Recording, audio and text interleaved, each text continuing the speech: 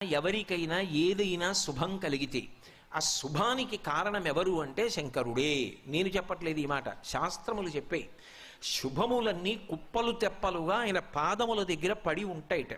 ఆయన అనుగ్రహించాడు అనుకోండి, ఓసారి ఇలా అంటాడు అంటే అది ఎగిరి వెళ్ళి ఇంటికి తోరణంగా పట్టుకుంటాడు. అందుకే ఒక గడుసు కవి ఒక మాట అన్నాడు, నేను ఓ పువ్వు పట్టుకొచ్చి మీ పాదాల మీద వేశాను అనుకోండి, నేను వేసినది ఇది పువ్వు, మీ పాదముల మీద ఉన్నది ఇది పువ్వు.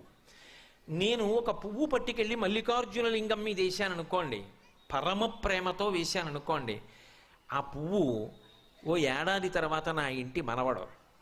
నేను ప్రేమతో వేసిన పువ్వు 2 ఏళ్ల తర్వాత నా ఇంట్లో మనవరాలు.